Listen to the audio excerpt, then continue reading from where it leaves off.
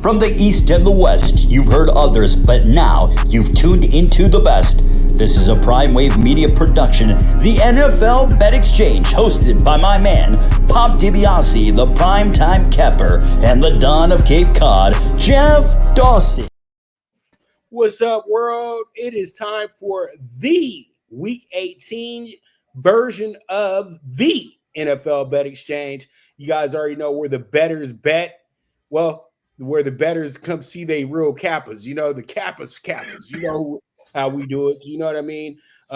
Very strong in the game. Jeff is celebrating almost 10 years in business. Me as well, too. 2015 was some great times for us. But you know what? We'll talk about that later. We on time today. We got to be on time today. So this is the NFL Bet Exchange. I'm back fresh out the hospital last week and everything like that. Holidays, you know how it goes. But we'll talk about all that stuff later.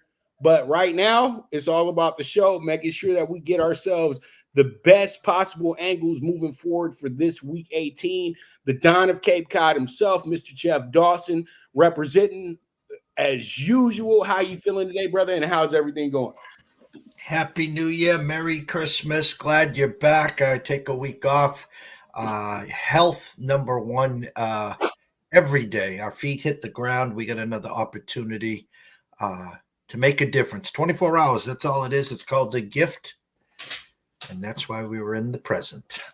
Blessed to be here, blessed to have you here. Week 18, where expect the unexpected again, like last week. I mean, parlay cards getting smashed with the Eagles and a few other upsets. Some teams really rounding into form, where a couple of weeks ago no one was going to beat the 49ers to Lamar minus 10,000 MVP, and now the game is a pick 'em, where I get the Ravens minus 1.5 if they do happen to meet in the Super Bowl. But this week should be fun, Pops. All right. And let's see where we left off at. Yeah, we missed last week, but Jeff has been on a tear. He went 10-4-2 last time out. I went 9-7, and Jeff literally has put himself back in the mix. And, I'm just so mad about not being around last week because the Cardinals were a big play for me last week. I really felt like they could win this game because Kyler Murray does really bring the element of surprise. And a lot of people have to understand that when you bring the element of surprise, you're in every game. And that's exactly what it is. And people had to understand the moment Kyler came right back to the Cardinals, they became who they were, a team that you see as a possible playoff team, a possible team that could do some good things. And they did this with what we would call kind of a B crew, but really not a B crew. It's just the Arizona Cardinals. That's what a lot of people have to understand. This is a tradition with their team. Their team has never had a variant of superstars. It's always been old vets and young players that come together and they try to do something. And then it's usually a quarterback that can get them down the road. You know what I mean? So that's just a great example of everything moving forward and why a team like the Eagles, who are suspect in the back end anyway, they're giving up 400 yards a game, literally. And, they made themselves a victim against Kyler and crew and James Conner because that's a physical, scrappy unit, and that's something that the Eagles have shown that they really can't handle this year. Even the Jets had a good showing against them because they were scrappy, and they went at it. That's the whole thing. Scrappy do. So while we do this, we jump into Saturday's game, and we have ourselves the Steelers at the Ravens. Steelers 9-7, Ravens 13-3. You got a +4 going for the number one seed in the AFC. And then we have an over-under at 37.5. The return of Mason Rudolph, Jeff, has been something kind of spectacular. The guy would they say he was on the couch or something of that nature? I don't think he was on the couch, but I think they had him in reserve. And I don't think a lot of people really believed in Mason Rudolph after the last experience that you had with him. But Mason was dealing with the fact that he was the backup to Ben Roethlisberger. And, Ben just didn't want to go away. And I think after Mason Rudolph had that concussion situation, they kind of backed off of it a bit. But it wound up being him being the right fit for this team because he knows exactly what Tomlin wants to do, and he knows those guys very well, as well too. Deontay Johnson, Greg Pickens, two of the better receivers in the league. They just didn't have a great quarterback throwing the ball to them. So that's where they've ran into their problems this season. But once again, hats off to Tomlin. Tomlin goes 500 again, guaranteed 500, win or lose. And it's 17 years of this, Jeff. I just saw the Seattle Super Bowl the other night with Cowher as the coach, and I was like, man, this Pittsburgh team was really like one of the most unheralded champions ever because they had so much defense, but they didn't really have that much offense. And this was funny because they're letting Ben throw the ball. I said, this is a second-year quarterback in the NFL, and they're saying they're letting Ben throw the ball. So that's how far we've came in the last 20 years. Now they want the rookie quarterback to go out there and throw 50 attempts a game. And it's just absolutely nuts. Well, this is my break. I'm just so excited to be back. But this is my breakdown of this game real quick. Ravens ain't got nothing to play for. We know that. But they like to, the Ravens like to be a annoyance to the Steelers. You know that. And if they got an opportunity to keep the Steelers out the playoffs, they're going to try to do it. So when I look at this game, I said to myself, Steelers, don't put too much pressure on yourself. You got the quarterback here in place. This game is calling for you guys to win by 10 or better. And I think that happens, Jeff. So that's why I'm going to go ahead and take the Steelers with the -4. What are your thoughts on this game, and who do you have covering or winning? It's so funny because not a couple of weeks ago, social media and Pittsburgh Nation fire Tomlin. It's almost like where I am here, fire Bill. And the funny thing is now, hats off to Mr. Tomlin, 17 years in a row without a losing record in the most competitive, toughest division in football. It didn't matter Kenny Pickett. It didn't matter if they brought in Mitch Trubisky. Tomlin then goes to Mason Rudolph, like Joe Flacco, like a few of these others, comes off the couch and says, put me in, coach. And all of a sudden, the reemergence of George Pickens. It's amazing. It really is. And again, this week especially, Ravens don't have to play anyone. They got the number 1 seed. They get a week off next week. But it's a big but here. You don't want to just mail this game in, have a week off, and expect to flip the switch. And I know this. Defense travels, and in this case, defense will be here at home. I took the Ravens plus the 4. I wouldn't be shocked, obviously, if the Steelers won 20-17. I think this is a field goal game. I think they'll put pressure on Rudolph. I don't know if Lamar plays or who they'll play at quarterback, but I like where this Ravens team is going, and nothing better than knocking the Steelers out of the playoffs. So give me the +4 if the Steelers do win. Hopefully it's by 3 or less. All right. And we just know the Ravens backup quarterback just loves to just compete because he knows that possibly he could be a starting job down the road. You know what I mean? A lot of you people got to understand that part, that we got about 6-7 good backups in this league. And you know what? Sometimes they're doing a dress rehearsal for these teams that possibly need a quarterback next season that want to be cheap. Think about Atlanta, for example. You know what I mean? Think about Washington. These teams played it cheap for a reason this year. It wasn't. Atlanta easily could have went and got a quarterback. DC the same thing. But they did the smart thing. Let's try to build something up. All that good stuff. Now, let's jump into this one. This one is the game of Saturday. This is the biggest game on Saturday. You got C.J. Stroud, 9-7. Surprise, surprise.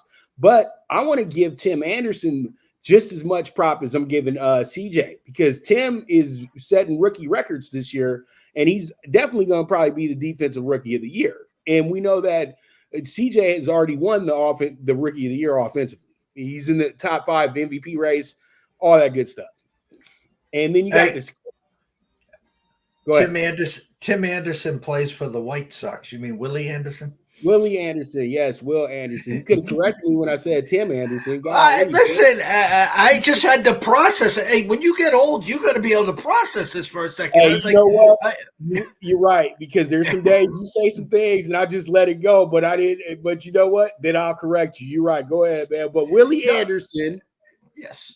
I mean, I know we're going to talk baseball at some point this year, but I'm like, man, he's jumping into Willie Tim Anderson. Hey, you know what? Tim Anderson, Dodgers, call him up. I think we need to do it. It sounds good to me. Just take them all, Pops. Take them all. Just take everybody that's available. We're going to Mr. Burns Simpson this thing, brother. Just go get Mike Trout, too, while you're at it.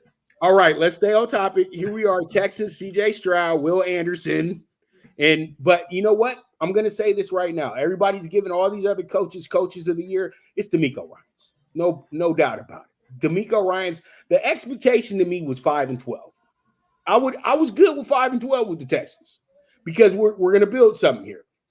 Nope. CJ Stroud's a winner. Anderson, he's a winner. And then you bring in Nico Collins, Noah Brown. These guys are all gamers. Dalton Schultz, who was always a great complimentary player for Dak, has been excellent as well too. But it's that they bought into what DeMeco wanted to do. That's the whole thing. That's what's making this thing so special. And then you look at this Colts team. The Colts ain't getting enough love, man. This team is good. Gardner Minshew has had his revenge tour in a sense with the NFL because he was thrown away in Jacksonville. He was seen as just the backup in Philly, but now he's came to the Colts, and he knew he had an opportunity to be the starter, but they had to see what they had in Anthony Richardson. Eventually, Anthony Richardson was going to get benched for Gardner Minshew. Just think about that, Jeff, because the games were going to get harder for him because he's a great player, but he looks just like Milroe from last night at Alabama. You can run the ball really well. You can make the right throws, but everything has to be simplified for you to do this. Gardner Minshew has earned the opportunity to be a starter in this league and be a successful starter in this league.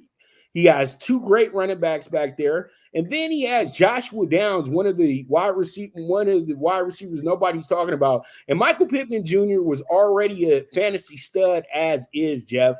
And then we can never forget about Mo Alley Cox, the Virginia, great college basketball player. He was I saw him play more college basketball than I did football, Jeff, to be honest with you. Ali Cox, he was so good. He was so good for old Shaka Smart. And pretty much when I look at this game, I say to myself, Texans, you've had a great season. You guys have done everything well, done everything that you're supposed to do. But the Colts play like a team that's on a mission. They play like a team that really has been overlooked, and they know it. They got a big chip on their shoulder. And when you got Zaire Franklin doing what he's doing in the middle, I think that's going to be enough to keep the Texans right where you want them at. And that's why I'm going to go ahead in this one, and I'm going to take the Colts for the win here, Jeff. They're going to be at home at Lucas Field Stadium. It's going to be wild. It's going to be a great game for them. And everything's speaking for the Colts to get a monster win here. What are your thoughts, and who do you have winning the game? Well, someone's watching our show right now because as you are talking, the Texans have now jumped to a 1-point favorite at Caesars, New Jersey, FanDuel. It's kind of crazy right in front of me. I'm wondering what the news is. I assume someone in Indy is going to be a scratch here. Let me see if I can pull this up here. Let me see if I get any breaking news. No one, Zach. No, there would be no one there. It'd be interesting to see what the news is. There, I took the Texans in the money line. Listen, I've been calling for DeMeco Ryan and you as well for Coach of the Year. But Pops, it's almost like the Belmont and the second corner and the backstretch, and here comes Thunder Gulch because what Stepnotsky's done in Cleveland, and Flacco is second to none there. So I thought an easy win for DeMeco. Now I wouldn't be shocked if the Browns get the Coach of the Year over there. For me here, Both teams, hats off. Both have had amazing seasons. I'm going to take the shot with Willie Anderson. I'm going to take the shot with C.J. Stroud. I'm going to take the shot with Nico Collins and Tank Dell. I would have respected the Colts as a 2.5-point favorite. My true number was 2 with a 47.5. Now, as I speak, Houston 1-point favorite. Give me them plus 100 on the money line. 47.5. First one to 24 wins this game. I think it's 24-23 all day, something like that, Pops. Give me D'Amico and company. Sounds good. Sounds good, brother. All right, so we move forward, and this is the Battle of Ohio. And the Battle of Ohio has the Browns 11-5. The Browns 11-5. And then you got the Bengals 8-8. Bengals coming in as a -5 favorite. You know, I think the Bengals are pretty shot, Jeff, to be honest with you, because last week was their game. That was the game they had to win. They were up 17-3 at one point, and they literally just sat there and let the Chiefs score 22 unanswered, and pretty much they were field goals. 5 field goals and a touchdown. And I thought that was just pretty dejecting for a team. That was just absolutely rock bottom, that you couldn't do anything. Love Jake Browning. I've been on the Jake Browning train since day one when he got the starting gig, because I knew about him at Washington. But I think he's ran his course because I think he's been figured out a bit. And you know what? The Bengals can't get the same type of action out of him that they would get Burrow. Burrow makes other things happen for this team. You know what I mean?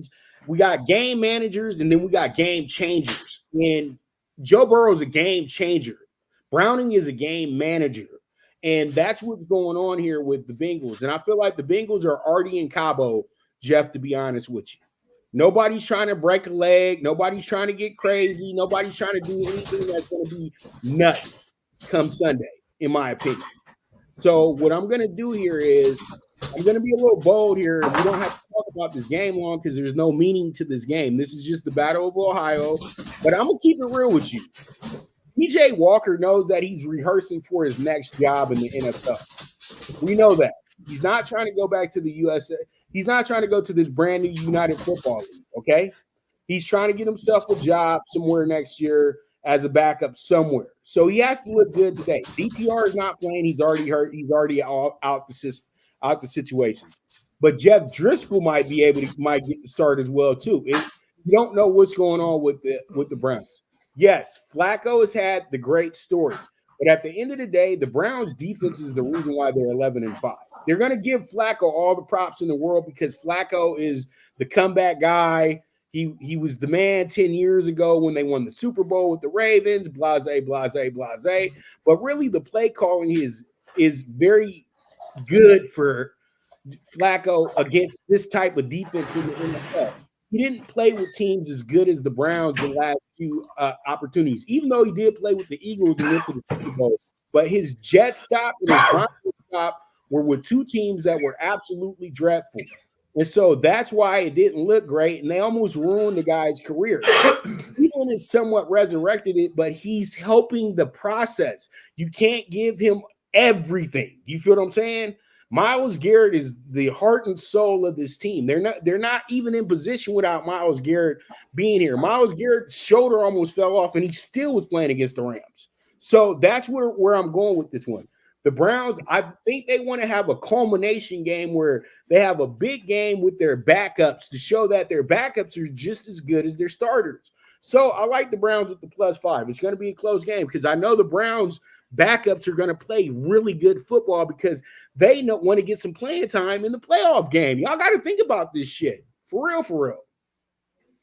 My true number was Bengals -1 with a 42.5. Now it's circa Bengals -6 with a 39.5. Don't know who will be playing for the Browns right now as it sits today. The game of the week, which we will eventually get to, Buffalo-Miami, where if Buffalo loses, they're out. If two teams win. If Buffalo wins, they're the number 2 seed.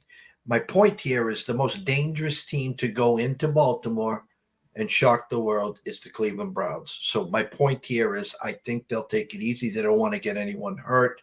I don't know if it'll be Bernie Kosar, Brian Sipe. I have no idea who will be behind the helm. This resurgence, we know their defense is great, Pups. We do. And they lose Nick Chubb early in the year. They have some other key injuries, but insert Kareem Hunt, insert Peter Strong, insert Joe Flacco, and this thing is just taken off. Amari Cooper, prayers out to Mr. Moore. I don't know. There was a tough hit there. I hope he doesn't play anymore. I'm going to take the Bengals in a bounce back. I took them minus the 5. I'm hoping get to 9-8, end the year, get Joe healthy, and they'll be the team to look out for next year. But for me, this game here, I like the Bengals at home. I don't know how much drive the Browns will have, but I definitely see your point. Man, they got guys on that team that really, really want to make sure that they can get some airtime. You know what I mean? It's your time to shine. Pierre Strong, he's been waiting to bust out on something. Jerome Ford, I would say, will probably sit because he's a very versatile player that the Browns need, both in the passing game and the running game. You don't want to risk him. And you'll probably have Kareem Hunt do about 10, 15 carries in this one, if anything. But this is going to be a showcase game for a lot of their backups. And I think this is good for them so they can have some good rapport, some good film, so then they can see if they can fit them into other situations. Because in the playoffs, it's about depth.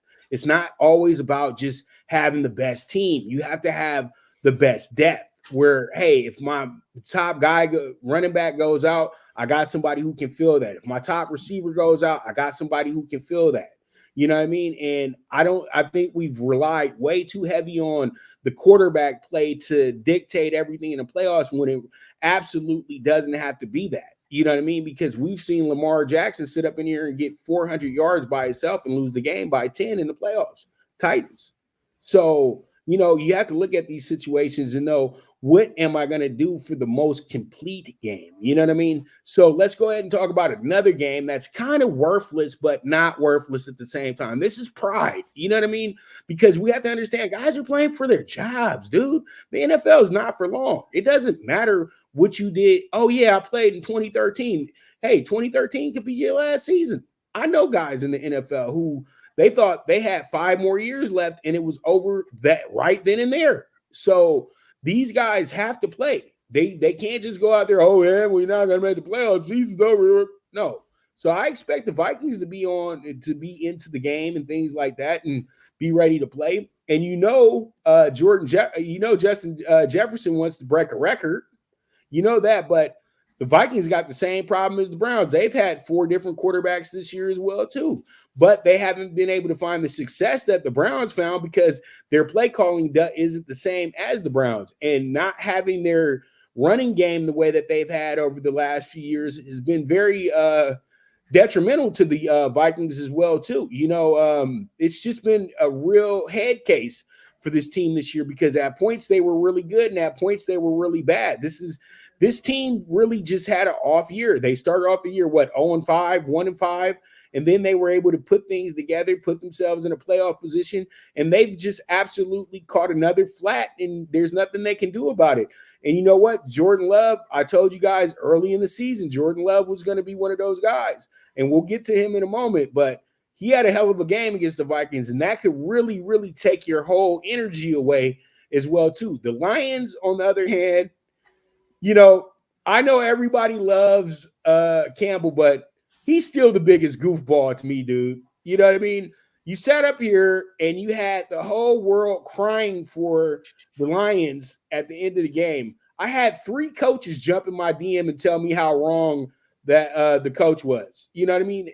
That told me how right the refs were and how wrong everybody else were. And these were guys who've coached the game for 30 years. And like they said, if the ref doesn't announce your number, you're not eligible.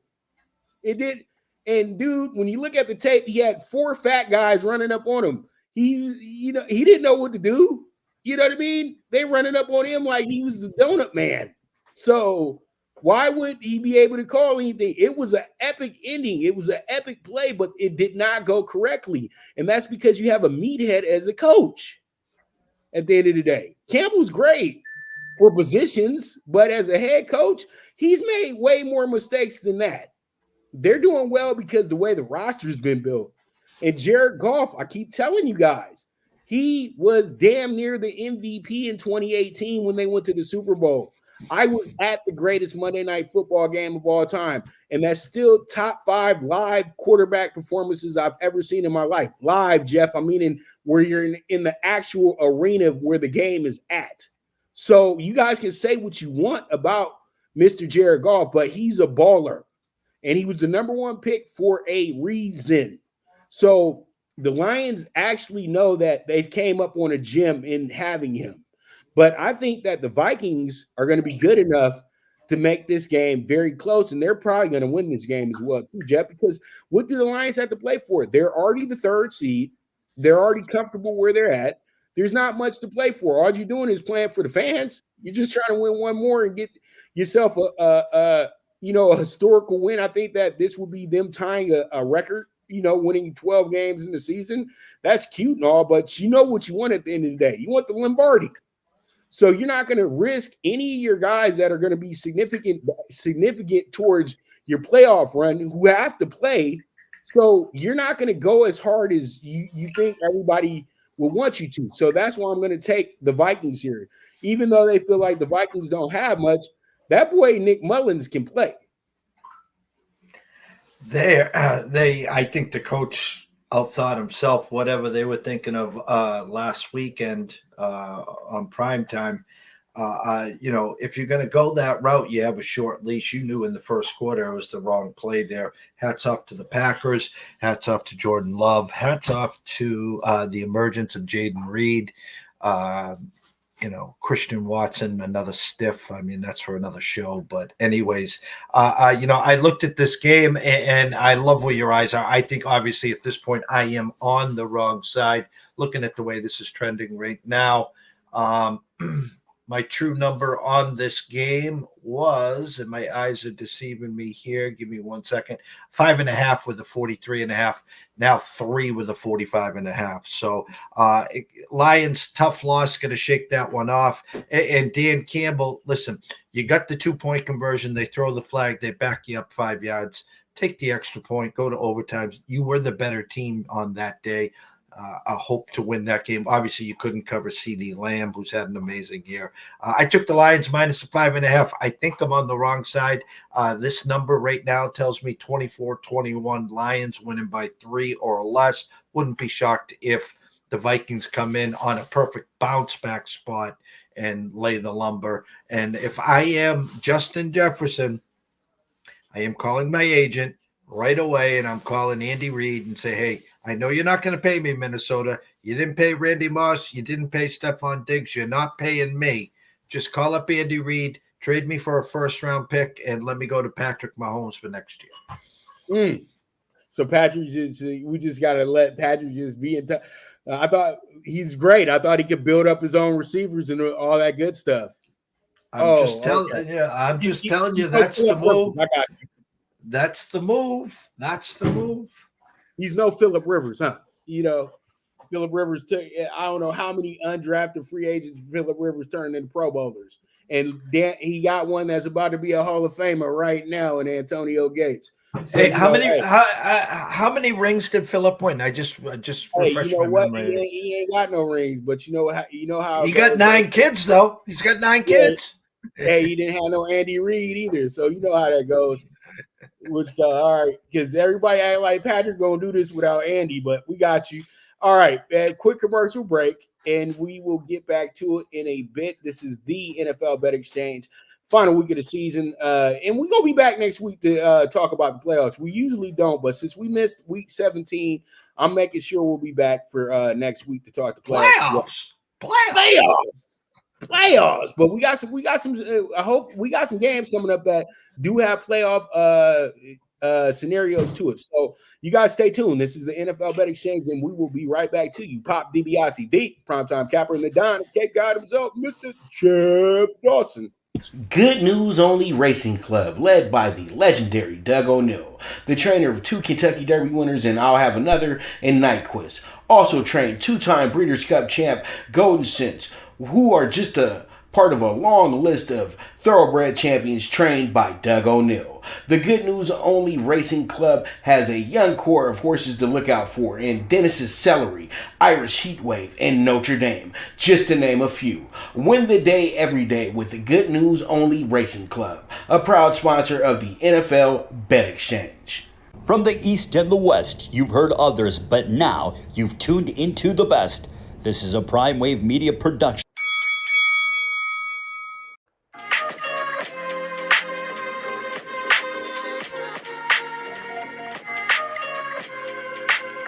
Tune into Big Wave Boxing every week with a brand new guest with the one and only Pop DiBiase, the primetime capper, getting the best boxing stories, best boxing angles, and the truth when it all comes down to the sweet science. Tune in to Big Wave Boxing on the Prime Wave Media channel on YouTube.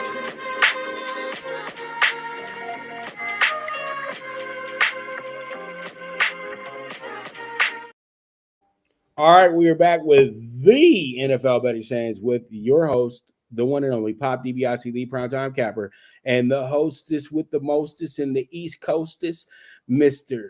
Jeff Dawson, aka the Don of Cape Cod. All right, so don't mess around with Jeff, bro. You already know. You mess around and he'll feed you to the puppy. The puppy was actually going crazy about 5 minutes ago. It just came in from a walk. Wife got home. So, yeah, you probably did hear him running around. Yeah, they always like that after a walk. But how about them Jags and how about them Titans? The Jags, man. Hey, to everybody who said, oh, man, this is easy money right here. This is if you're going to ever make a bet, this is the bet to make. The Jaguars' future to win the South. We forgot we're in the NFL, huh? Because this is not the Sun Belt Conference, okay? Guys, this isn't the Mountain West. This is the NFL. And me and Jeff knew when we did our preview show that, dude, you're sitting in one of the most wide open divisions of all. We don't know who the Colts are going to be. They got a better roster than the Jags, but we just didn't know who they were going to be quarterback-wise. Titans, they got the best coach and the best running back. So we didn't know what they were going to be because they didn't know where they were going to go with the quarterback. Texans, we kind of wrote them off because they were a young team with a young coach and they're trying to build a foundation there. They've been bad for the last 2 seasons. And then you got the Jaguars, a team that lucked out in the playoffs, 27-0, and you won the game. It's because the Chargers mismanaged the game. You didn't pull off a Christmas miracle or anything like that. The Chargers gave you the game. So it's almost like you go back to the Ryan Day joke of you can start your career on third base, but that doesn't mean you hit a triple. And that's exactly what it is with the Jags. We all Jags future bettors had this idea that T-Law was about to become a top 3 quarterback in the NFL and that it was going to be really easy for this team to navigate through the division like they did. But you have to understand this team was 1-6 before they hit their run last year to win the division. And it was only because the Titans fell apart in the last 2 months of the year. So you really had an empty calorie situation with the Jaguars trying to win this division. You sold yourself on an easy bet, and you shouldn't have done that. That's what the biggest problem was with that. And I never believed in the Jags the way that most did. And now we're sitting in a position where everybody's probably going to think that they're going to walk through the park and win this game pretty easily. Let's go ahead and rewind real quick, Jeff. Remember Indianapolis was a shoo-in to go to the playoffs, and they went to Jacksonville, one of the worst teams in the league, who were about to pick number 1, and then they wound up losing the game. And they didn't just lose the game. They got blown out. And they could have won the division, all that stuff. This looks like the same movie, brother, to be honest with you. And T-Law is not healthy. Beathard did well last week because it was nobody but the Panthers. And the Panthers we'll talk about them in a moment, but we know what's going on with the Panthers. The Panthers are an absolute just toxic situation. So when you look at this one, the Titans are an absolute live dog here. You know what I mean? You got Tannehill starting. You got D-Hop playing as well, too. D-Hop got to get them incentives, man. He got kids, bro. You know, you got to pay for them Christmas gifts. You got to pay for the mortgages, all that stuff. And then, you know, you have a Titans team. They want to finish strong. And, you know, Verbo knows he's keeping his job. So they'll play hard for him in this final game. I don't know if the Titans win, but they're going to make this game closer than what it needs to be. So I'm going to take that +5 on the Titans. It's funny. Late 2 days ago, maybe I saw a report.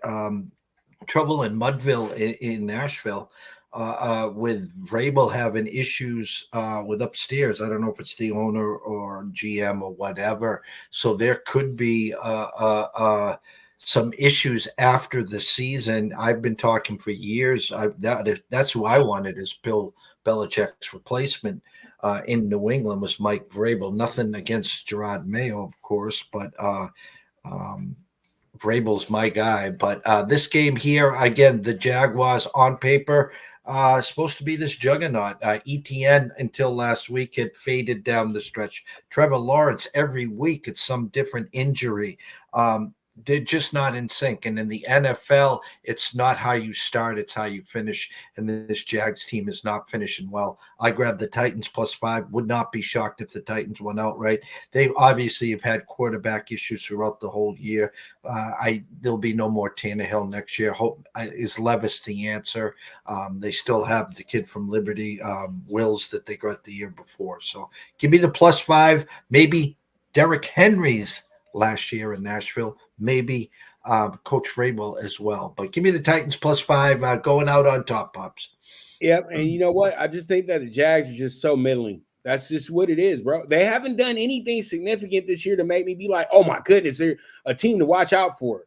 They've won the games that they're supposed to win, and then when they're playing against teams that they should be elevating themselves against, they get absolutely cooked. So you know this team is a bunch of hogwash in my opinion. Trevor Lawrence isn't a top 5 quarterback, maybe top 15, but you're not nowhere near the top 5 in my opinion because you're not consistent enough. And I don't think the group that you have in the receiving core is consistent enough either. So you know the Jags are a big shiny object that literally could lose people their whole neck right now because people put a lot of money on this team to win the division. So we'll see how it goes. But this one's special to you. I already know.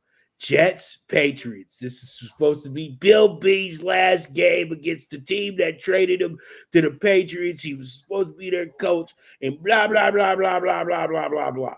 And it looks like Rob Saleh is going to be saved by the Rodgers because – you know, they're going to say, oh, well, you know, we're going to let him have Rodgers as the quarterback. But what happens if Rodgers gets hurt again?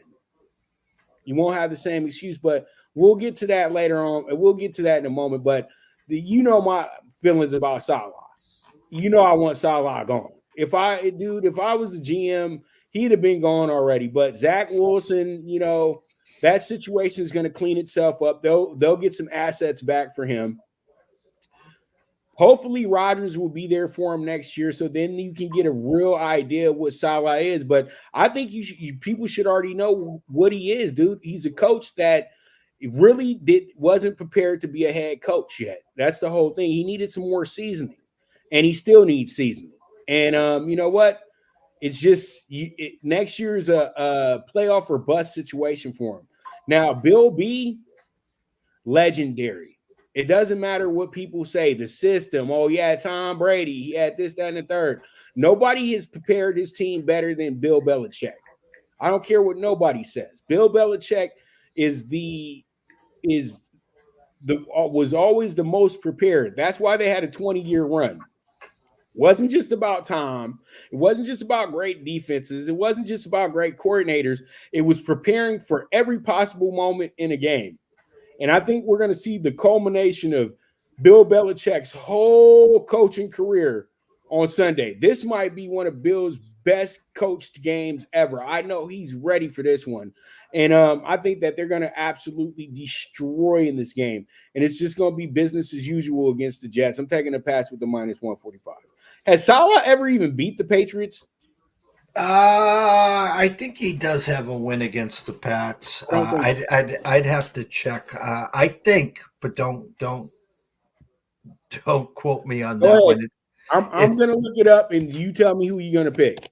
It's funny. The Friday after Christmas, I was on Fox Sports Radio with Bernie Fratto, and he was picking my brain about the coaching, what's going to happen in 2024. And I have to take him back to Germany when the Patriots lost to the Colts and were 1-8. Supposedly the decision was made. That was it. They're moving on. Even though Bill's got supposedly one more year, they have a coach in waiting with Gerard Mayo, whose defense, by the way, has played lights out. And they got a player with Christian Gonzalez who got hurt early in the year and is going to be special. But again, this defense has been playing well. So now let's speed up the process here, Pops. And the fact is the Patriots go into Pittsburgh on Thursday night and win. And then on Christmas Eve, they go into Denver and win. Played Buffalo tough, who they have already beat once this year. Now in come the Jets. Currently the Patriots and Washington, right like this, gone to strength of schedule for the number 2 pick. And after last night, of course, no one in the world had ever seen Penix play, and it's kind of comical. He's the next coming to Steve Young, et cetera, et cetera, et cetera. So my point here is this could be Bill's last game. The team is not quit. But in the same token, what I told Bernie and on Fox Sports Radio, there's a little cold feet here. It's like cutting the umbilical cord. It's like ripping that Band-Aid, Pops. Yeah, we get rid of Bill. Bill goes to the Chargers. Bill goes to Panthers. Bill goes to Washington. What happens if Bill goes somewhere else and actually wins? And in comes Mayo, who they don't think is ready. They think he needs another year seasoning. That's why I was glad when I saw the Vrabel news. I'm like, damn, bring Vrabel back. My point is, I took the Pats money line here. If it is this one song, God bless them. Patriots 2 with the 36.5 was my original number. Now 2 with the 30.5. This has got 2010, 2013 written all over it. Bill potentially gets his final win as a head coach, GM of the Patriots. Him and Bob will sit down and the roles will be reversed now. Bill will be selling to Bob Kraft why he should stay. Defense is in place. We got a big early draft pick. Let's build this back. We were just this close in 6 games, 1-score games. Give me the Pats money line. It's going to be interesting, Pops. All right. And you know what? To piggyback on Gerard Mayo, D'Amico. Just think about D'Amico. And D'Amico's doing so well. And see, this is where the skeptics, because I know this isn't you saying it, but these so-called experts saying that Gerard Mayo needs more seasoning. He was a player in the NFL. Rob Saleh was sold insurance and then was like, 9/11 happened. I want to be a football coach. That's his story. You know what I mean? That's a guy that needs really this guy don't really need to be a head coach at all. I would much rather trust a guy who's been in the business 15, 20 years as a coordinator, or a guy who was a player in the league who knows how to go about the business. That's the whole thing. Stop trusting these guys that just have good brains. You keep them as coordinators for 10, 15 years. Belichick was a coordinator 20 years before they let him be a head coach. So come on, dude. Let's stop letting people jump the line so much, dude, at the end of the day. I know you want to be cheap with the coaches and everything, but come on. You know what I mean? And we're going to get to coach in a minute when we talk about the Chargers, because I really want to talk to you about this, but we're going to have to be fast about it, I know. But let's talk about this whatever game right now. Derek Carr literally is probably going to get this coach canned, and that's not fair. Because Dennis Allen shouldn't be. Neither one of these coaches should be on the chopping block right now. These are 2 inconsistent teams that have a lot of problems within their veterans with their young players. That's what the problem is. Falcons' issue is no quarterback. Falcons are like a stealth, are like that awesome transformer, and they're just missing the head. That's all. You know what I mean? They got all the weapons. You got Pitts, who could possibly be one of the greatest tight ends of all time. You have Drake London, who's a absolute stud at the wide receiver position. You got Bijan Robinson, 52 yards away from a 1,000-yard season. And you know what? Then you look up and you see these two quarterbacks, and it's like, what the hell are we doing here in Atlanta? And, Arthur Blank should be way smarter than this. That's what the biggest problem I have with this situation when it comes to the Falcons is, why isn't Arthur Blank being smart about this, and why didn't he go get the quarterback? You know what I mean? Because you had opportunities to go get Russell Wilson mid-season. Why they were struggling. Because that's what it feels like now, that you guys could have made the call to Denver and said, hey, you know what, can we get Russell down here? Now you're in a position now, okay, we want Russell Wilson, because now you know that Russell Wilson's the guy, needs to be where you're at. He needs to be in Atlanta. That's the perfect fit for Russell right now, because they got the young weapons that he can run with. That's the whole thing. And then they got a good defense as well, too. You just feel bad for the Atlanta situation. Everything is right. So I say you don't have to fire Arthur Smith. You just got to get him a quarterback. New Orleans huh? I got you a quarterback, but go ahead, keep going. I know you're gonna say Fields, dude, but what's called? Let's let that train go down the street, because the Bears don't need Caleb Williams. They don't need Drake May. They have their quarterback. They have their coach. What were their expectations for the Bears? They weren't going to the Super Bowl this year. 7-10 is exactly where you would want them to be at as you're building your team up. So Bears fans need to just sit the hell down and shut up, because they didn't have real expectations this year. Come on. You weren't going to jump the Lions, you weren't going to jump the Vikings, and you weren't going to jump the Packers. You could have did it, but you didn't. And they had the opportunities to be a winning team this season. So what are we doing? We don't have to, just because we got the first pick in the draft doesn't mean we have to go after the broken Camaro. Caleb Williams is broken, dude. At the end of the day, I'm in LA right now. Nobody can even wants him around anymore. And Drake May literally is forcing himself to go to the NFL at the end of the day. But the Saints situation is different. Derek Carr tore this team up. Let's keep it real, Jeff. This team has been they don't like Derek Carr. And Derek Carr is just bringing his Raider ways or whatever ways that he has into this locker room. And it's really been something of a negative for this Saints team at the end of the day. So I truly do feel this is a wasted season for the Saints. And Dennis Allen may lose his job because Derek Carr is just an average quarterback. And it's really what it is at the end of the day. But it's always, some good. It's always something good at the end of the road, man. And that's what's going on both sides. They got two futures to really build on. But the Saints are an utter disappointment. The Falcons played exactly the way that you expected the Falcons to play this season, but they just missed out on a few games. That's why I'm going to take the Falcons to cover in this game, and I think they win this game as well, too, because I know that the Saints are looking towards getting to the playoffs, but Derek Carr can't be trusted. I'm sorry. The Saints are just a fiasco. I mean, Sean Payton leaves, and then you leave Taysom Hill, and he's still part of the offense. Insert Derek Carr. Michael Thomas, another year, cashing checks. Alvin Kamara suspended early in the year. A team which, that was my dog of the day with JB on the Vegas Scoreboard Express on Sunday, was the Saints. And their defense showed up. To the Falcons, correct. Drake London, Bijan Robinson, Kyle Pitts. Okay. I say Justin Fields, and here's why I say Justin Fields, and it makes too much sense. He is from Atlanta. He does have ties, by the way, back here in New England. The problem with the Bears keeping Justin and getting the King's ransom, like the Panthers in their trade, because once they got Sweat, the Bears' defense has played off the charts the last month to 6 weeks, and Justin has become Justin. I love Justin. I would build around Justin. I would drop down a couple spots, and I would grab Marvin Harrison with DJ Moore. The problem is you have to pay Justin after this year.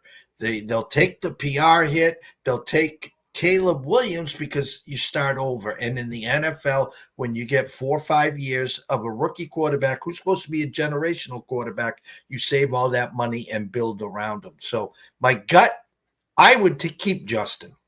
My gut says Justin will be traded. I think Atlanta's the perfect spot.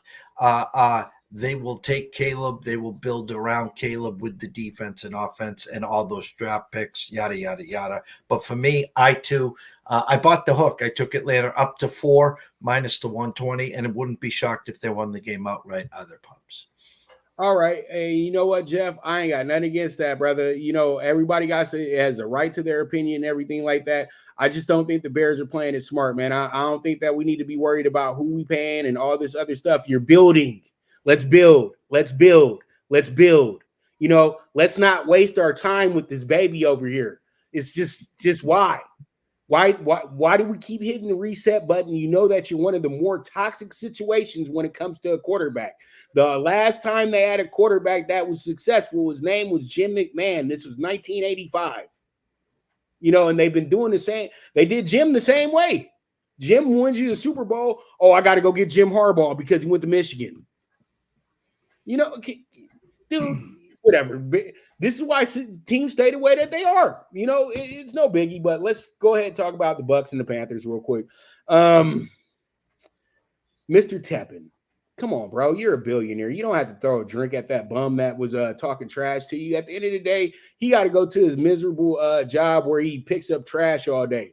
You can do whatever you want. You can have a lady in the morning, a lady at noon, and a lady at night if you want to. You can do whatever you want. You are a billionaire. You can party it up. You can do all that stuff. You've earned your money. You've earned the right to have a team. You do not need to throw drinks on people because your little team is messing up and you made the wrong decisions towards this team. You know what I mean? It wasn't drafting Bryce Young. It was picking Frank Reich as your head coach. It was picking Matt Rule as your head coach. Guys that Frank Reich was fresh off of being fired mid-season. Matt Rule was building up a program that was damn near on dead to rights with Baylor. So there was a lot of mistakes made by Tepin because he thought that he had some builders. Those guys aren't builders. That's the whole thing. He didn't make a bad decision getting Bryce Young. Bryce Young needs better coaching, but they need a better culture. They need a better thinking. That whole team is toxic. That whole situation is toxic from the top to the bottom. Nobody wants to be there. And they're going to all put it all on the owner. No, it's just that it's been rough since Cam left. It's been rough since Jerry Richardson got kicked out. You know what I mean? The Panthers used to be a real under-the-radar situation that didn't cause no trouble in the NFL. They just kept building. And now they're really in bad shape because of toxic things that went on in the front office that are now coming to life. And now you have to rebuild this team. And sometimes it takes about 5-6 years to get to where you need to get to. But you got to get a good leader. And that's what the problem is with the Panthers, is that you don't have a good leader. And then you have an owner who's impatient. He doesn't know how to do this thing. But he needs to be careful because pretty much the NFL can come down and say, you need to say, oh, whoever else is the one of the board of directors, they might have to become the face of the team because we can't have you throwing drinks at the fans, bro. You just can't do that. You're rich. They're not. It doesn't matter what they're talking about. Just laugh about it because at the end of the day, it's just a game. But, you know, when you look at this situation, you say to yourself, Bucks, this is a must win for you. Do we trust Baker Mayfield? That's the biggest question that I have here. And after what happened to the Panthers last week, they're already living in rock bottom. They're already living at the end of the totem pole. They're already what Billy Bean said, they're already under so much mud and dirt that it doesn't matter. We're beneath that. You know what I mean? At the end of the day, only thing you do is look up. Treat this final game like it's your playoff game, like it's your Super Bowl. So then I can cash this ticket at +5.5. You know, I talked about Baker, the resurgence of Baker, the resurgence of the Bucks and winning these games the way Baker had. And the fact of the matter is, it very simply is when you are an underdog and not expected to win, it comes a lot easier. When you are hunting instead of the hunted. Well, last weekend was the perfect storm where they come back home, the crowd's going crazy. Here come the Bucks, win the division. What happens? They're the favorite. Now we have seen the Baker Mayfield resume as a favorite and expected to win. And again, Saints punched him in the mouth early, and it was lights out. Here, will Baker come off the mat? I think he will. It's the perfect storm. I took the Bucks minus the 5.5. I'm scared though of that number. I could see this landing on 3. This is Carolina's Super Bowl, meaning win and knock the Bucks out. It doesn't matter that we got the number 1 pick because the Bears have it. So my true number here was Pops. Where was my eyes? Panthers. 6.5 with the 37. Now 5.5 with the 37.5. 24, 17, 23, 13, somewhere in there for a Bucks cover. Defense should prevail here.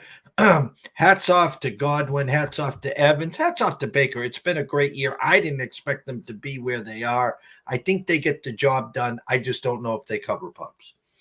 Yep, and Mike Evans is on the primetime team. Man, I'm about to put that out for you guys too. Primetime first team, primetime second team. And I'm telling you right now, Mike Evans might be the most slept-on receiver in the NFL. He did lead the league with 13 touchdowns this year, receiving-wise. And one last thing about Bryce Young, he is in the top 20 when it comes to pass yardage this year as well, too. So, y'all can say what you want about the kid, but he's still getting the yards, and he still makes throws that most of these quarterbacks can't make in this league as well, too. It's just you got to get a better system. That's all it is. Better offensive line, better playmakers, and y'all will stop dogging the kids so hard because the NFL is not easy when they don't set you up to win. And that's exactly what the problem is in Carolina at this point. All right, we're going to take another commercial break. When we get back, we are going to get to the meaty games that make sense. All right, we'll be right back. This is the NFL Bet Exchange. Now you and your friends can compete in the sport of kings and win big with Stable Duel. Get the app, pick your horses, and get in on the thrill of horse racing with daily games competing against other players. Bring home the glory and the cash and move up the annual leaderboard while you leave your competition in the dust. Get in the game with Stable Duel. Play, race, win. Good News Only Racing Club, led by the legendary Doug O'Neill, the trainer of 2 Kentucky Derby winners, and I'll have another in Nyquist. Also trained 2-time Breeders' Cup champ Golden Sense, who are just a part of a long list of thoroughbred champions trained by Doug O'Neill. The Good News Only Racing Club has a young core of horses to look out for in Dennis's Celery, Irish Heatwave, and Notre Dame, just to name a few. Win the day every day with the Good News Only Racing Club, a proud sponsor of the NFL Bet Exchange. All right. We'll be right back. I'm going to give Jeff a couple more minutes to get back with us. Now you and your friends can compete in the sport of kings and win big with Stable Duel. Get the app. All right, we're back. Let's cut. See how lucky we ain't on NBC. Jeff would have got fined for that. All right, but it's all good. It's all good. Hey, nature be calling, dogs be calling. Things be happening. This is the game right here. To me, this is one of my favorite games this week. Bears 7-9, Justin Fields versus Jordan Love. Jeff just don't want this to be the matchup for the next decade in the North. This could be something special between these two because Jordan Love is amazing, and you know what? Jordan Love, they did the exact correct thing. They were dogging draft. Remember draft night? They were dogging. The kid went from possibly going number 1 that year to where, oh, the Packers came in and saved him. No, the Packers saw a developmental situation. They knew that they had a kid that started a lot of games in college. He's a 6'6" guy who can make all the same throws Aaron Rodgers can make as well, too. And he has different arm levels on how he throws the ball. This guy is amazing. And then he can run as well, too. He's this guy is exactly what you make when you make a creative player on Madden. And he has been playing lights out football since week 11. He's been probably top 3, if not, and it's not number 3 either, Jeff. He's 16 touchdowns to 1 interception.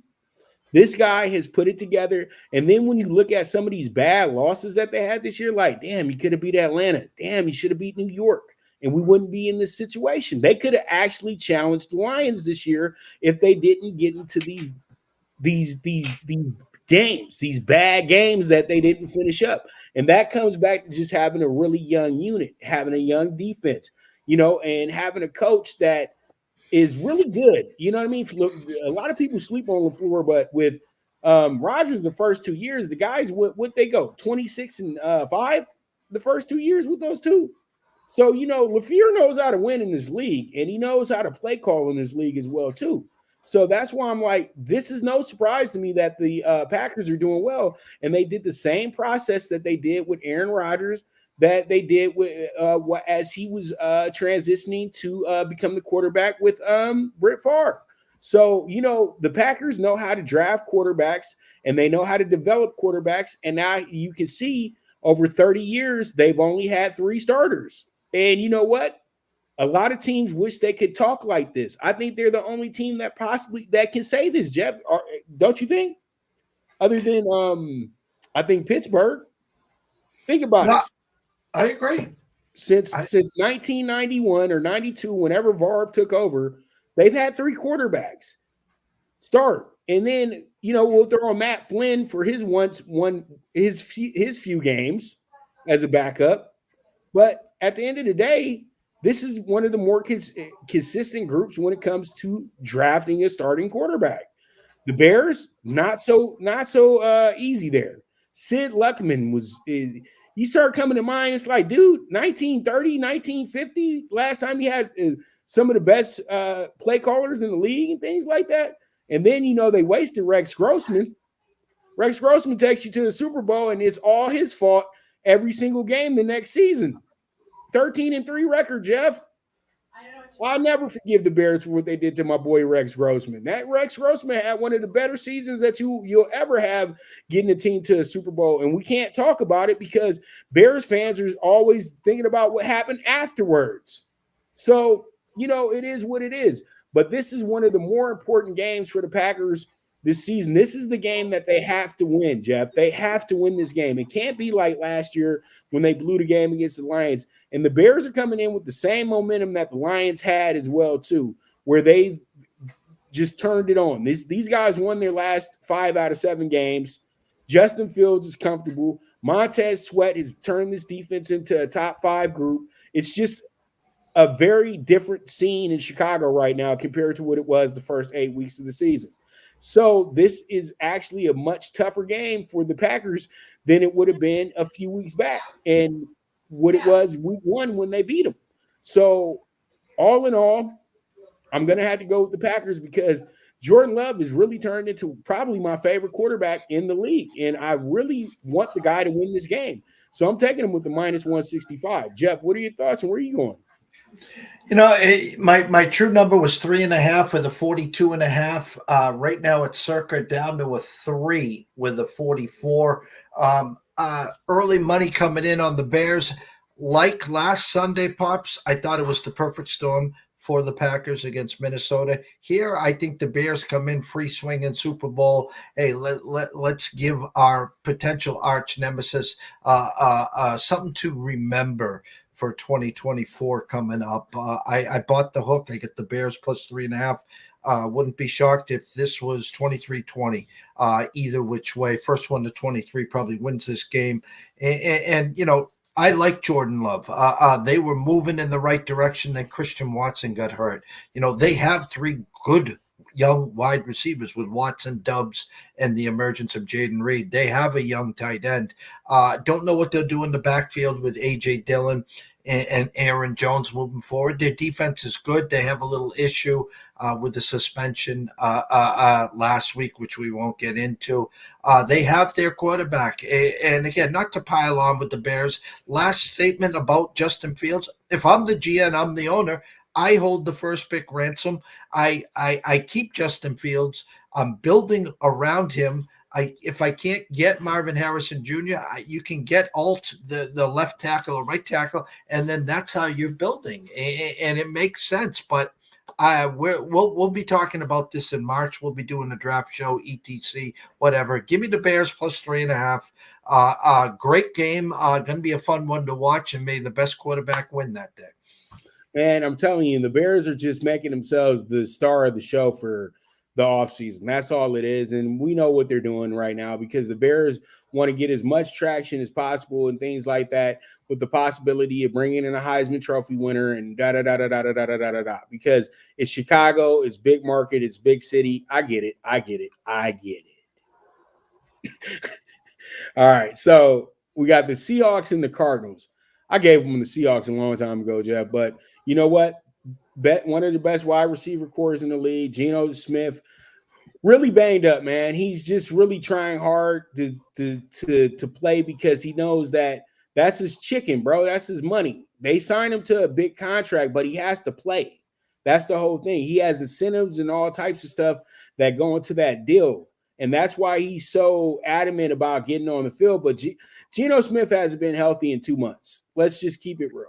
And I think that by him being not healthy, he's hindered this team to the point to where they're 8-8 right now. I wouldn't say that Drew Lock would have been the better fit or anything of that nature, but it seemed like the team was going in the right direction with him as the quarterback because he's younger, fresher, and this group really does complement his type of arm.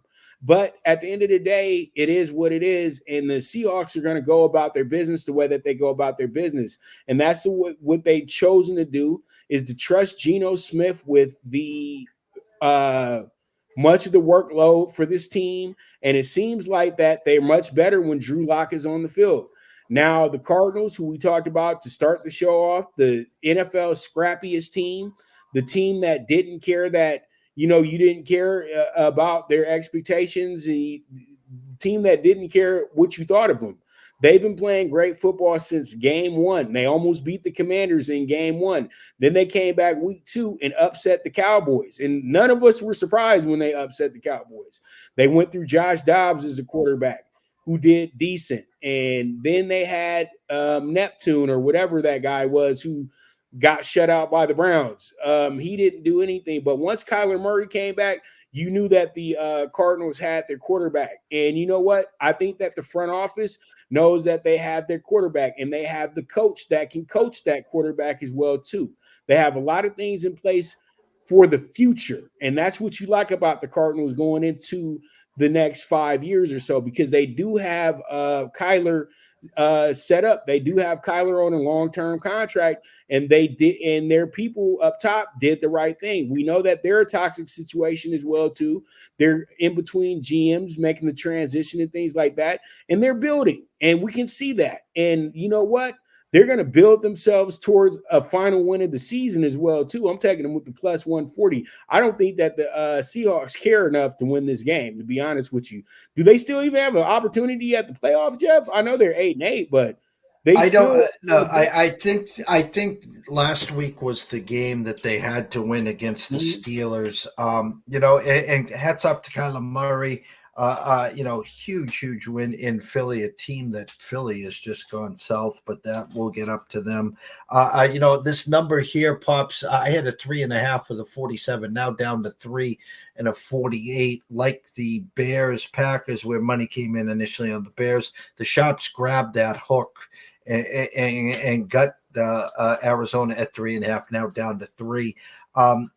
Listen, I thought Geno was a great story last year. I expected regression. You got regression.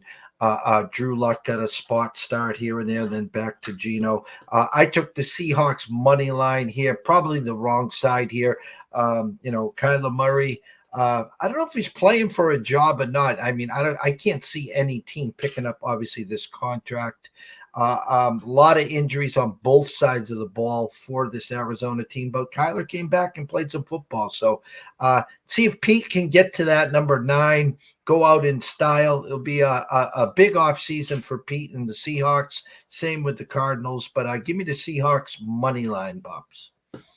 All right. And so pretty much let's go ahead and jump into the Raiders and the Broncos. Raiders coming in here 7-9, Broncos 8-8, 2.5 point spread over under at 38. I think that at the end of the day, I know Mark Davis likes Antonio Pierce and everything like that, but he's going to move on. I just know Mark, he's going to move on because I want Pierce to stay. I like Pierce. Pierce seems like he's the right leader for the Raiders.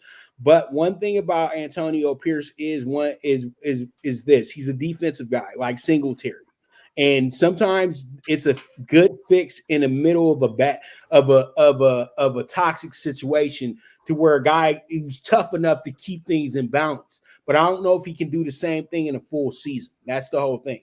I much would rather see him go back to being a positions coach for the team, not even a defensive coordinator, just be an assistant head coach, something of that nature. And we know that the big gym is there for Davis. We know who he's cultivating towards, because that's why he has Tom Brady here as acting as another owner advisor situation. And then you have others that are advising situations, and you're trying your hardest to just stay focused. But we know who you're trying to interview first. It's going to be Harbaugh. And pretty much I do feel like possibly, this is crazy that I'm even saying this, that John Gruden might be back in the building. You know what I mean? Just think about it. All Gruden has to do is drop his lawsuit and he can be their coach again. The NFL privately already said that. And I think this is quite a possibility of happening because Gruden has never left Davis' side. It just hasn't been publicized. And I think that might be what happens. But I don't know. The Raiders are a situation that they got to take their time. They got to breathe a little bit. They got to pick the right guy because they thought they picked the right guy with McDaniels, but they didn't. And Pierce, I just feel like he could lose these guys fairly quickly if the losing starts, or he's just too much of a middling coach. That's the whole thing. If he gets a better staff involved, possibly he can come back as the head coach next year. But it would be a great cheap option for Mark Davis to go with Pierce for another season or two. Don't give him a long-term deal. Just say, you know what, we're going to have another contract for you for the season. Okay, I'm going to pay you $3 million. You run our team again. You know what I mean? And we'll go from there. And really, you're a team of coaches. Really, you're not just the head coach. You really have other coaches that are acting as the head coach as well too. So, maybe we could work this coach by committee thing out for just another season with the Raiders while we start trying to build and do things. But when it comes down to this game, at the end of the day, this game means absolutely nothing to anybody but the Raider fans and the Bronco fans. Broncos are already out the playoffs as is. And, the Broncos situation, I don't know how you feel about Sean Payton, but Sean Payton is the most overrated coach of all time. Let's just keep it real. Ain't nothing went right for Sean Payton since their scandal with the Super Bowl situation. And there's nothing been right since he lost his family as well, too. And I don't even mean to be personal like that. But I can't have a coach that doesn't trust himself. And I think he's really stealing money from the Walmart family, to be honest with you, Jeff. So that's how I'm feeling about Sean Payton. If I was the owner of the Broncos, your ass is gone after this game. Seriously, because you made my situation really toxic. The Broncos have never been a toxic situation, Jeff. Regardless of all the years I've been watching this team, when the Bowlen family ran them, they never had anything like this ever happen. And they were the standard of franchises in the NFL. And I think this is absolutely embarrassing what Sean Payton has done to this team and to this franchise and to this city. I don't know where to go. I will ask you this question because I'm drawing a blank on his name. A handful of years ago, your special teams coach that finished the season and took you to the playoff. Yes, he did not come back, and that was a mistake. He should have come back. And now you talk about Antonio Pierce. Listen, the problem. I told you 2 years ago not to hire Josh McDaniels. No one wanted to listen to me. Here's your problem. You have probably, of all the teams in the NFL, top 5 off-season problems. You need a quarterback. What are we doing with Devontae Adams? What are we doing with Josh Jacobs?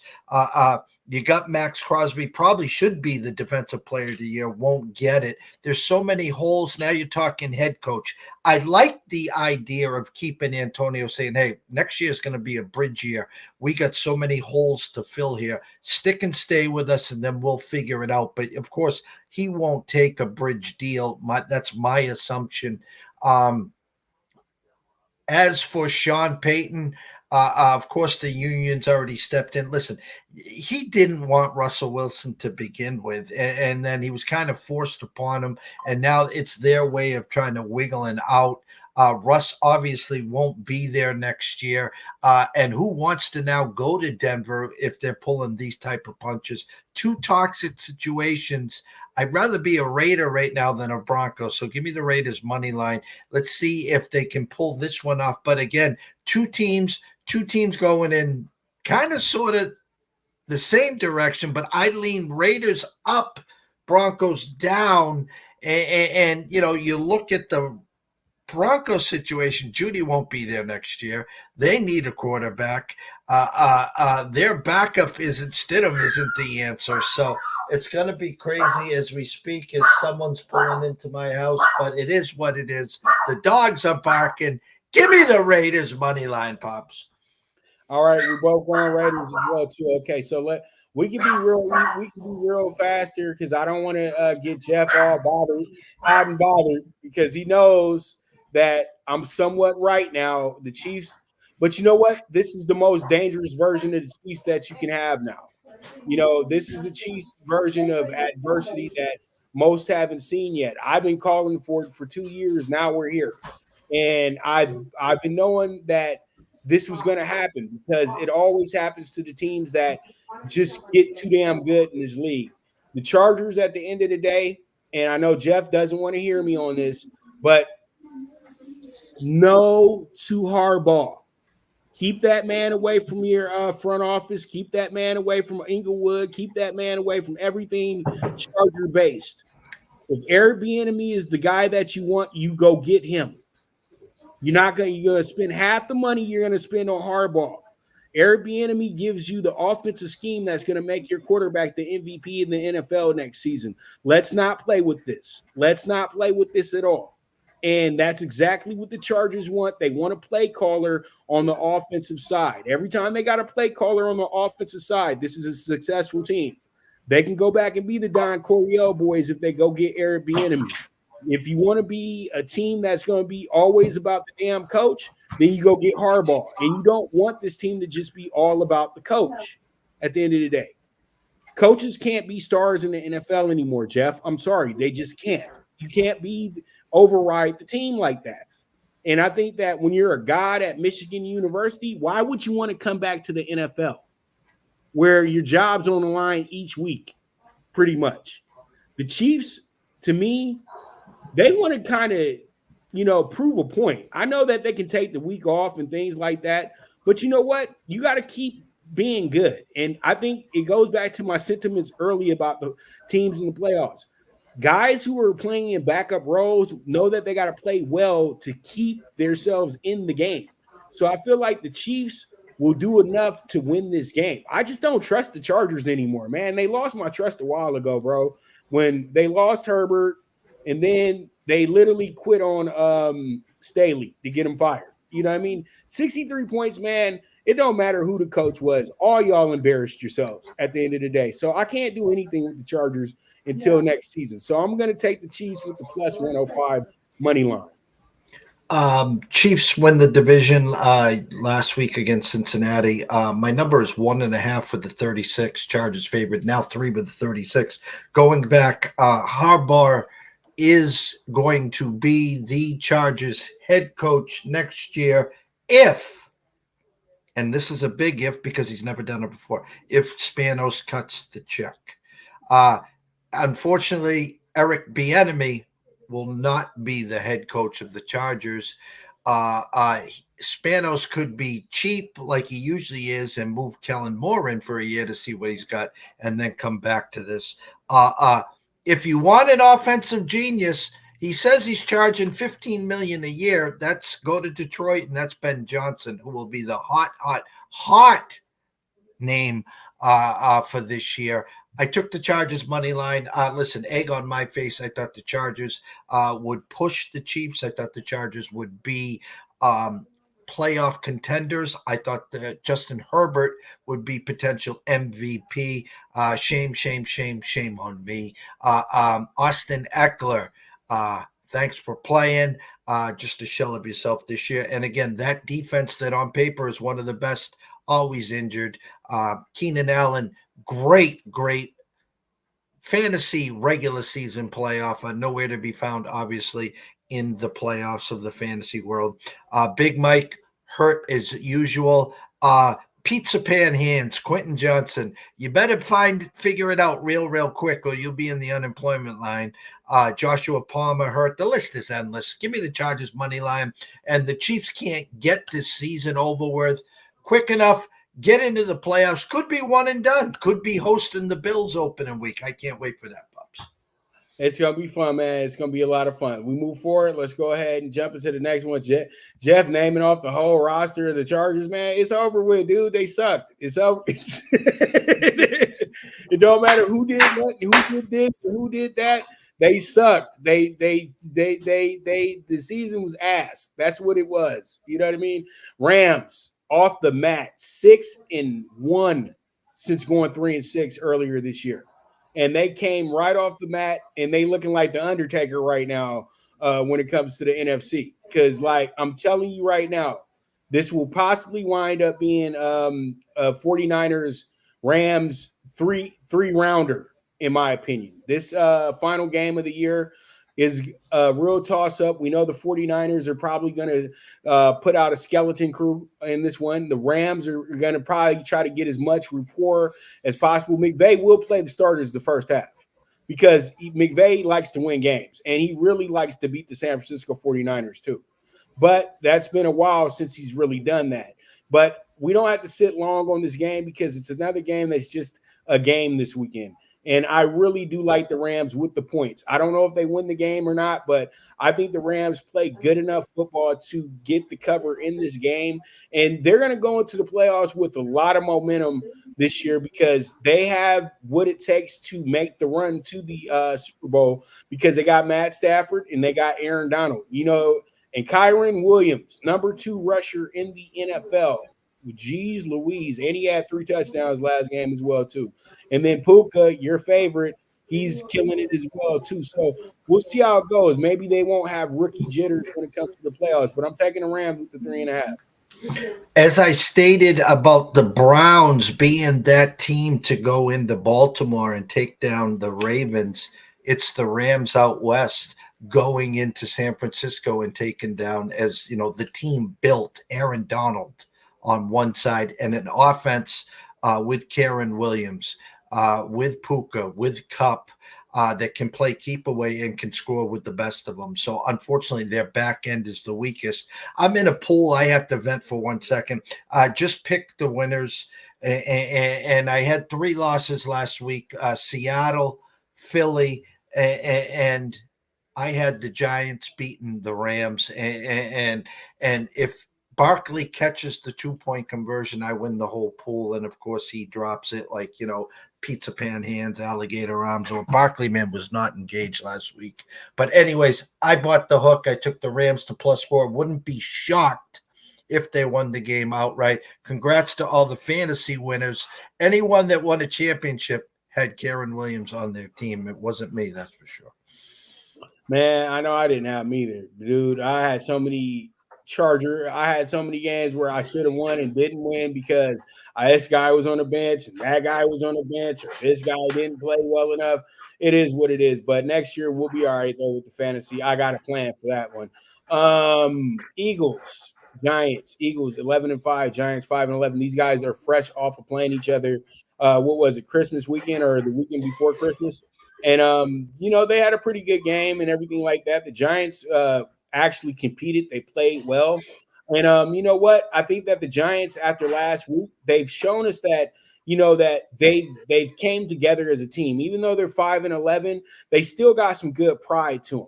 And I know that this is an incentive game for some players here. So I expect Saquon Barkley to be on his P's and Q's and trying to get himself to the 1,000-yard mark, because it's going to be something that is going to be used at the negotiation table this offseason when he's looking for his long-term, short-term, big money deal. But all in all, I like the way that the Giants are playing going into this game. I'm taking them with the +5 here. I think that the Eagles are in absolute shambles right now. They're a robotic team. I've said this for the last few years. Jalen Hurts is more hurt than most will admit. A.J. Brown is not in sync with that coaching staff at this moment. And you know what? The back end of that defense is just really just a real skeleton crew. Like, their stars are not even performing the way that they usually do, like Darius Slay and all that stuff. And they really are bringing in a heavy rotation of back end guys that are doing absolutely nothing. So I'm taking the Giants with the +5. Good lead in. Thanks, Mr. Barkley. There's no long-term deals anymore for these running backs. So you take what you can get. You get your one-year deal. I tell you what, they're not going to be lining up to pay Austin Eckler, Barkley, Josh Jacobs. The game has changed. It's just plug and play. A.J. Brown, I mean, just like Stephon Diggs, Ghost, where you been the last 2 months? Devontae Smith shown leaving the stadium on Sunday. Crutches boot. Don't assume he will be playing. This Eagle team 11-5, and it's a bad 11-5. A sour taste. Mm-hmm. Their back end is horrific. Their offense, Jalen Hurts. I've been saying this all along. Something's up at the end of the year. Whether they bow out in the first round or find a way to win and lose in the second round. There's going to be big, Jalen Hurts was playing with this, and this. There'll be some kind of surgeries coming up. I took the Giants +5. Listen, this is a game that Jalen has to throw it to. I don't care. The first drive, throw it to him every play. And just to get that synchronicity back, get some kind of stability, believing, get DeAndre Swift back. You got to do something here. And this Giants team is just going to be playing like this is their Super Bowl. Look for Tyrod Taylor maybe to have a big day. As you said, Saquon, whatever. But with that said, give me the Giants +5, maybe a little upset special. Maybe Barkley doesn't drop the 2-point conversion this week. Well, we'll see how it goes in that accord, because you know how I'll be with these guys. But I think he'll be playing like it's the Super Bowl this week, because, man, that incentive, bro, that extra couple $1 million that you signed off on, that 1,000 yards rushing is huge towards that incentive, towards that next check. There's a lot of people that are chasing incentives over the weekend, dude. So be ready for guys to go all out for that extra money. Hey, bills got to be paid, man. You got to pay off them Maseratis and them Bentleys, baby. You know what I mean?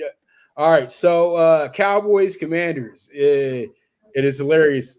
I don't know how I don't have the Commanders record in here, but who cares? We know the Commanders suck. It's awful. Me and Jeff were so in love with Sam Howell throughout the year, and he just struggled at the end. It just got bad, and no worries about them getting rid of him. I just don't understand why you don't think the enemy can be the coach of the Chargers, though. But we run it short on time, but the enemy will probably be.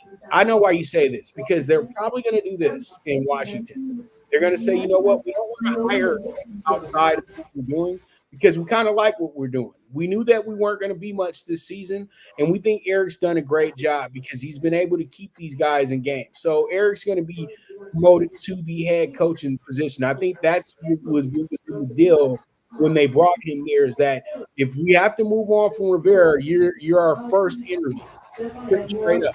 And I think that's incentive in his contract. So I would rock with that. But I think that I'm going to go with one last hurrah with the Commanders, because they hate the Cowboys, Jeff. You know this. And pretty much I like the plus 13. They're not going to make it easy for the Cowboys to win this game. The Cowboys are going to win, but they're not going to blow out the Commanders because Dak's not going to play the whole game. Let's just keep it real. If Dak plays at all, I wouldn't play Dak in this game because at the end of the day, you know that you can win this game with Cooper Rush at quarterback. You know what I mean? So pretty much it's on the defense. And I think that as long as they go ahead and make sure it's on the defense, they've already pretty much locked up the NFC East after what happened in the Cardinals game. But the Cardinals do have something on their books and on their cards that they beat both the Eagles and the Cowboys this year. And that's absolutely tremendous because nobody saw either one of those wins coming. So they got some quality wins on that record, but it's the Commanders for me, man. Plus 13. One last run with the Washington team, Jeff. The fly in your ointment with the enemy, very simply, and you don't roll your eyes at this. Is he's been tied here the whole time. Obviously, Washington and Annapolis is Bill Belichick. Is if they want to bring Bill over for a couple of years, I think then the enemy would then go and probably he'd get some interviews for head coaches, and if he didn't get one, then probably latch on somewhere else as an OC there. So keep your eyes on that one. I feel for Washington, because I too thought Sam Howell would have been the guy. But if you're stuck with the second pick pups and Drake May sitting there, you got to say to yourself, well, we drafted Sam Howell from North Carolina. Now in comes Drake May. Where's he go? Where's he play? North Carolina. And I'm not comparing the two, but my point is then you start to wonder because the next guy at North Carolina was Mitch Trubisky, and how's he doing? So they're in a tough spot there. So maybe they trade down and get some draft picks and then try to figure it out because, of course, Michael Penix Jr. and Jaden Daniels are the next coming to Michael Vick and whoever. So I bought the hook. I took the Cowboys minus 12.5. I don't think Washington can get this season over quick enough. I think there'll be some pitch and catch. CeeDee Lamb, Jesus, thank you. You got me to the big dance. You got me. I was high as 37th for a shot at 250,000 on Sunday, and the rest of the team. I lost Jalen Waddle a week ago. I lost Hawkinson a week ago. I just had too many holes to fill, but it is what it is. So give me how about them Cowboys? And congratulations, Jimmy Johnson, to finally getting into the Ring of Honor last Sunday. Jerry Jones, shame on you, but that's for another show, Pops. Well, and you know what? Shout out to CeeDee Lamb, man, because that dude has put on a absolute clinic here, bro, this year. And that catch that he had last Saturday to define things, oh boy. You know that I talked I was the Tyreek Hill cheerleader, front of the line parade, Tyreek Hill, blah, blah, blah, blah, blah, blah, blah. But no. Nobody runs routes better than CeeDee Lamb right now, but nobody's faster than Tyreek Hill. That's the thing. You know what I mean? But I still think the most complete receiver in the league got to be Justin Jefferson, because he does it both. So, but it's became a receivers league, and they're absolutely magical to watch. A lot of them. I looked up today, Jeff, they had 10 guys that were over 1,000 yards. You could never picture that years ago. They had about 20 guys over 1,000 yards. Let me take that back. But I'm talking about 100 catches. There was 10 guys with over 100 catches this year. CeeDee got 122 of them. I said, golly. And then and nobody talks about this guy enough. Amon St. Brown. Amon Ra. 112 catches this year, Jeff. Absolutely a gem for Jared Goff. Can we say that he's possibly Jared Goff's best receiver ever? You think? Yeah, I would have to go that way. It's funny because he had a prime Sammy Watkins as well. And Sammy Watkins was always high on everybody's list. And and they gave him kind of an all-star team over there with the Rams, but none of those guys were better than Brown. None of them. And he's doing a great job with this group. All right, final game. And this is a fun one because this is the game of the week. And you know what? The Bills are going to come in this one. Everybody and a mama going to be on the Bills, Jeff. I already know that. Bills, and some more Bills. But the Bills ain't playing in Buffalo this weekend, dog. They playing in Miami. And Miami has been a house of horrors for this team. Even though they're not going to play them during the day, like they've been playing them with the humidity and everything like that. Miami don't want to lay down and play a road game after they played this well all season. Come on, man. You don't want to end it here and be like, oh, yeah, we trying to avoid things. Nah, these guys are trying to win and host a home game for the playoffs. If you win this game, you're the 2 seed, bro. Like, no, you're not going to – what's this laying down for the Bills talk going? I'm not saying you. I've been just seeing a lot of people feeling like the Dolphins, since they're already in the playoffs, they'll lay down because they got a lot of injuries coming in. No, Mike McDaniels plays to win every single game, dude. He wouldn't be a coach in the head coach in the NFL if he didn't do that. That's the difference between Salah and Mike, is because Mike really plays to win the game. Salah be trying to just have his boys like him. He reminds me of Rock on Ballers. You know what I mean? Like, yeah, I know stuff. But Mike McDaniels is a diabolical genius. But the thing is, though, the defense is absolutely horrid without Xavier Howard and without Bradley Chubb and without my man Jalen Phillips, because that's the guy right there who they lost on Black Friday game. So pretty much I like the Dolphins going into this game. I think the Dolphins come in here and absolutely defend their house, and they win the AFC East, and they're the number 2 seed going against the 7th seed, and there we are. The Bills, but I know the Bills got to win, because if they don't win, there's no guarantees of them going to the playoffs. This is a must-win situation. There's too much pressure on the Bills, in my opinion, and I think the Dolphins take absolute advantage of that. Your thoughts? The Bills go from the hunted to hunting, and this season has been nothing but turmoil. Where has Stephon Diggs been the last 6 weeks? This team, this offense looks like, are you kidding me? As we talked, as bad as Philly has been, Buffalo's been the same way, but miraculously, they're a win away and a couple losses from a couple teams to be in the 2 seed. And that is a scary thought, where they could be the 2 seed. And if a miracle happened and someone knocked off the Ravens, actually hosting the AFC Championship game, I took the Bills money line here. Listen, go back to Sunday, tough spot for Miami. Tua comes right down and gets a touchdown. They're in business. And that second drive, Tyreek Hill dropped a layup right in his hands, which would have given them 14. The whole game changed right there with that drop from Tyreek. No Jalen Waddle, no Mozart, no problem. Well, it was a problem. Now the whole world, as you said, the whole world is on the Bills. No one will be on Miami. I like where your eyes are. I like where your thoughts are. Give me the Bills. Give me the Mafia. Just win, baby. Potential number 2 seed on the line. And you know what, Jeff? I'm going to keep it real with you. The reason why I'm taking Miami is because I remember what I saw when I was looking at that old 91 game when they played in the playoffs, 35-15 in their first 50 games ever between Miami and Buffalo. There's at one point in time, Miami owned everybody in the East.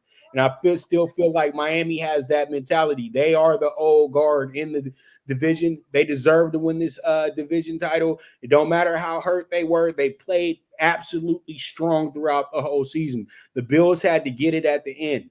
The Bills were a very frustrating bunch first 10 weeks of the season. I told you they were going to win out here at the end of the year, but they were so frustrating throughout the year. They don't deserve to win the AFC East. The Dolphins do. That's why I'm taking them. And they're going to cash that ticket for me too. They're going to cash that ass. Cash that ass. Hey, pause. But yeah. No San Francisco treats over here, brother. All right, so Jeff gave me a lot more time than he wanted to, so it's all good.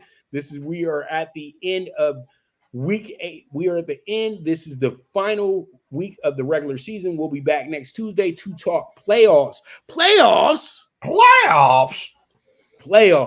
Can't wait. And we'll have all of our seedings, everything together. What time the games start, all that good stuff. We'll have some great previews for you guys. And so you guys make sure to tune in next week for the NFL Bet Exchange. Till then, we'll see you. This is your boy, Pop DiBiase, the primetime capper, and the Don of Cape Cod himself, Mr. Jeff Dawson. And we bid adieu. Toodles. Toodles, For toodles. tuning in to the NFL Bet Exchange, where the sharpest bets are laid. This show was produced by the Prime Wave Media Group.